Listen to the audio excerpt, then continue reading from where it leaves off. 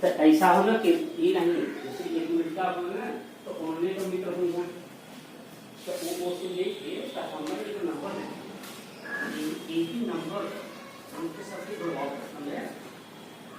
हाँ, ये चैनल आज हम लोग कक्षा 11 हिंदी काव्य तुलसीदास जी के कुछ छंदों का छंद का व्याख्या करेंगे। जैसा कि चौपाई है, दोहा है, सोरठा है। तो उसमें पिछले वीडियो में हमने जो है चौपाई के बारे में बताया कि लखन सपने नीक न हुई, कठिन कुचा सुनाही कोई।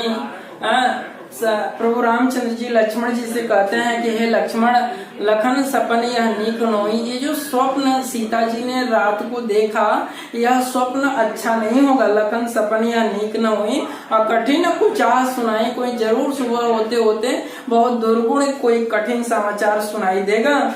ऐसे कहीं बंधु समेत नाने, ऐसा कह करके अपने भाई लक्ष्मण के साथ स्नान करते हैं। पूज पुरारी साधु शर्माने, भगवान शिव की पूजा करके साधुओं का विधिवत सम्मान पूर्वक जो है उनका सम्मान करते हैं। और फिर आगे जो है छंद है, सन्मान शुर मुनि बदि बैठे, उत्तर दिशि देखत भय, नव धूरी खग मृग भूरी, भागे विकल प्रभु आश्रम गए। कहते सन्मान शुर मुनि बदि बैठे, उत्तर दिशि देखत भय। प्रभु रामचंद्र जी शिव जी का पूजा करके, साधुओं का सम्मान करके, सन्मानी सुर मुनि देवगण और मुनिगण का सम्मान करके बैठे, उत्तर दिशि देखत हुए, बैठ करके उत्तर दिशा की ओर देख ही रहे थे ना। साधुओं का सम्मान करके, देवगणों का पूजन पाठ करके बैठ करके उत्तर दिशा की ओर देख ही रहे थे कि क्या देखते हैं कि नव दूरी खग मृग भूरी, भागे विकल प्रभु आश्रम गए। कि देख रहे हैं कि उत्तर दिशा में पूरा जो आकाश है वह धूल से धूसरित हो रहा है और जितने जो है जंगल के जितने भी जंगल के जीव जंतु हैं, खग मृग हैं, पंछी हैं, मृग है, जानवर हैं, भूरी भागे विकल प्रभु आश्रम गए, एकदम व्याकुल होकर के प्रभु रामचंद्र जी के आश्रम की तरफ भागते हुए चले आ रहे हैं। तुलसी उठे अवलोकी, कारण का चीत सचकित रहे। तुलसीदास जी कहते हैं प्रभु रामचंद्र जी अपने स्थान से उठ करके अवलोकी का मतलब देखते हैं और कारण का चीत सचकित रहे, जो उनका मन है इस दृश्य को देख करके आश्चर्यचकित हो जाता है। कहते हैं सब समाचार की रात कुल्हनी ते ही आई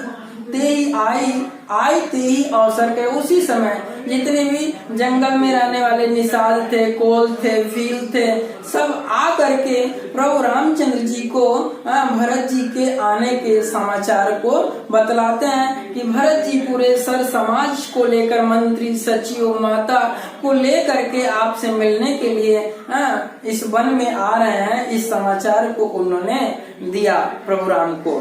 फिर सोरठा में आगे कहते हैं, सोरठा है, सुनत सुमंगल बैन मन, प्रमोद तन पुलक भर। इस मंगलकारी समाचार को सुन करके सुनत सुमंगल बैन मन, प्रमोद तन पुलक भर, एकदम उनका मन क्या हो गया, प्रमुदित हो गया। प्रमुदित का मतलब एकदम प्रस्फुटित हो गया, प्रस्फुटित का मतलब एकदम प्रसन्नचित हो गया। और तन पुलक भर, एकदम जो शरीर के जो रोम थे वो जो है खुशी से एकदम पुलकित हो जाते हैं, एकदम उनके रोंगटे खड़े हो जाते हैं। कहते हैं सुन शरद सरोरुह नयन, तुलसी भरे स्नेह जल। तुलसीदास जी कहते हैं जिस तरह से शरद ऋतु में ओस की बूंदें जो है कमल पर अपने आप दिखाई पड़ती हैं, शरद सरोरुह नयन, जिस तरह शरद ऋतु में जिस तरह से सरोरु का मतलब कमल के ऊपर ये जो है ओस की बूंदे उसी प्रकार दिखाई देने लगते हैं। जैसे तुलसी भरे स्नेह जल, तुलसीदास जी कहते हैं उसी प्रकार प्रभु रामचंद्र जी के आंखों में प्रेमाश्रु अपने आप अनायास ही उत्पन्न हो जाते हैं। जैसे शरद ऋतु में कमल के पंखुड़ियों पर ओस की बूंदें दिखाई अपने आप अनायास दिखाई देने लगती हैं। फिर आगे दोहा, 5वां दोहा है, कहते हैं भरतई होई न राज मधु। जब ऐसा समाचार सुनते हैं भरत जी के, जब आने का समाचार सुनते हैं ना, उनका शरीर एकदम पुलकित होता है और उस पुलकावस्था में, उस आनंदावस्था में प्रभु एकदम रोमांचित होकर के खुशी से उनके मुख से शब्द निकल पड़ता है कि भरतई होई न राज मधु विधि हरि हर पद पाई। कहते हैं भरत जैसे भाई को, लक्ष्मण जी बैठे हैं, सीता जी बैठे हैं, उन सबके बीच में कहता है कि भरतई होई न राज मधु। भरत जैसे भाई को कभी राज्य का अहंकार नहीं हो सकता। राजा होते हुए भी देखो आज वैरागियों की तरह नंगे पांव फलाहार करते हुए सचिव गण, मंत्री गण, माताओं को लेकर के आज मुझसे मिलने आ रहे हैं। ऐसा समाचार जब मिलता है तो कहते हैं भरतई होई न राज मधु। भरत जैसे भाई के अंदर कभी राज्य का अहंकार नहीं हो सकता कि मैं राजा हूँ, मैं अयोध्या का राजा हूँ, मैं ही सब कुछ हूँ, ऐसा अहंकार उनके अंदर नहीं हो सकता। विधि हरि हर पद पाई, चाहे उन्हें ब्रह्मा विष्णु महेश के ही पद की क्यों न प्राप्ति हो जाए, लेकिन फिर भी भरत जैसे भाई को कभी राज्य का अहंकार नहीं हो सकता। कहते भरतई होई न राज मधु विधि हरि हर पद पाई, कबहू की कांजी सिकरनी क्षीर सिंधु बिनसाई। कहते हैं उसी प्रकार इन्हें अहंकार उत्पन्न नहीं हो सकता जिस तरह से कबहू की कांजी सिकरनी, जिस तरह से सिरके के एक बूंद से, सिरके के एक बूंद से जिस तरह से क्षीर सिंधु बिनसाई, क्षीर सागर में कभी खटास उत्पन्न नहीं हो सकता, जिस तरह सिरके के एक बूंद से क्षीर सागर में खटास उत्पन्न नहीं हो सकता, उसी प्रकार ब्रह्मा विष्णु महेश के पद को प्राप्त हो जाने के बाद भी भरत जैसे भाई को कभी राज्य का अहंकार नहीं होगा। आगे उनके बारे में वर्णन करते हैं, चौपाई है, कहते हैं तिमिर तरुण तरनई मकु गिलई, गगन मगन मकु मेघई मिलई, गोपद जल बुडई घट जोनी, असहज क्षमा बरु छाड़े चोनी, मसक फूंक मकु मेरु उड़ाई, अहोई न निप मधु भरतई भाई। लखन तुम्हार शपथ पितुआना, हे लक्ष्मण मैं तुम्हारा और पिताजी का संबंध खा करके कहता हूँ कि सुच सुबंधु नहीं भरत समाना, इस भरत के जैसा कोई पवित्र भाई इस संसार में नहीं है। वही कहते हैं लखन तुम्हार शपथ पितुआना, असुच सुबंधु नहीं भरत समाना, सगुन खीर अवगुण जलुताता, मिलई रचई परुपंच विधाता, भरत हंस रवि वंश तड़ागा, जन्म किन्न गुण दोष विभागा, गहि गुण पैत जी अवगुण बारी, निज जस किन्न जगत उजियारी, कहत भरत गुणशील स्वभाव, अपेम पयोधि मगन रघु राउ। चौपाई में कहते हैं तिमिर तरुण तरनहि मकु गिलई। तिमिर, तिमिर का मतलब अंधकार, तरुण मतलब दिन के तरुणावस्था को, अंधकार चाहे दिन के दोपहर की बेला को क्या कर ले, मकु गिलई चाहे अपने मुख में निगल जाए।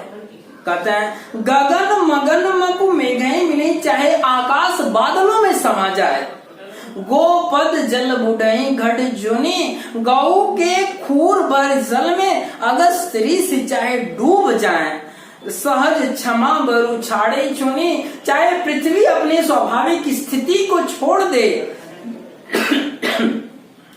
मसक फूंक मकु मेरू उड़ाए, जैसे तुच्छ जीव, मच्छर जैसे तुच्छ जीव के फूकने से सुमेरु पर्वत उड़ जाए, लेकिन होई न निप मधु भरतई भाई, लेकिन भरत जैसे भाई को राज्य का अहंकार नहीं होगा। इतने तुच्छ तुच्छ जीव को भी अहंकार हो जाए, इतना बड़ा अहंकार हो जाए, लेकिन मेरे भरत जैसे भाई को अहंकार नहीं होगा। होई न निप मधु भरतई भाई, कि कभी भरत जैसे भाई को राजा होने का मद नहीं हो सकता।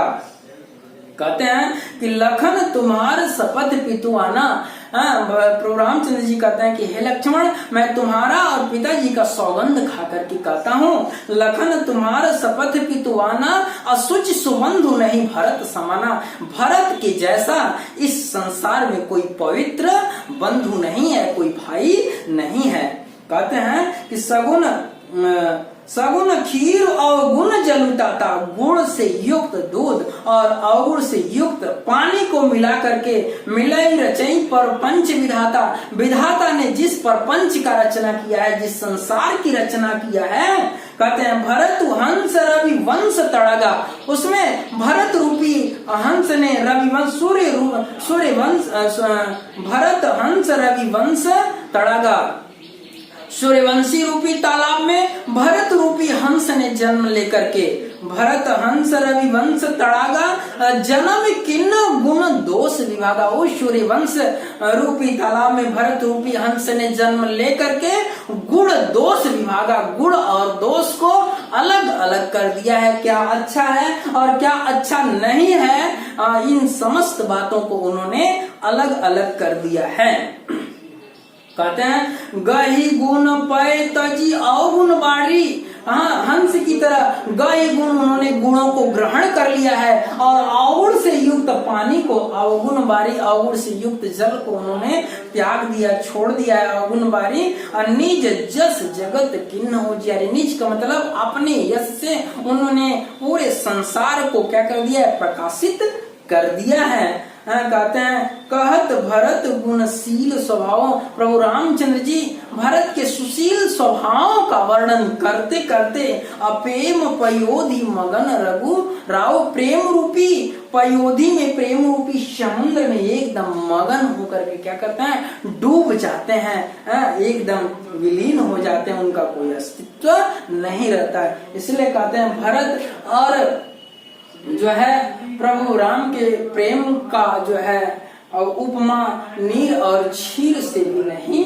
दिया जा सकता है। तो इस तरह से हमने छंद, सोरठा, दोहा और चौपाई का जो है विजुअल जो है व्याख्या कर दिया है। इसमें जो रस है वो शांत रस है, शांत रस है, निर्वेद है, भक्ति रस है। और ये जो अलंकार है, रूपक अलंकार और उत्प्रेक्षा अलंकार और उपमा अलंकार भी है, उपमा अलंकार भी दिखाई दे रहा है। और छंद चौपाई है, दोहा है, सोरठा है, और शब्द शक्ति अभिधा भी है और लक्षण भी है। इस तरह से हमने आपके समस्त छंद, सोरठा, दोहा और चौपाइयों की हमने व्याख्या कर दिया है। आप लोग स्टडी करें और समस्या हो तो फिर कमेंट करें, ताकि आपके हम समस्याओं का समाधान भी दे सकें।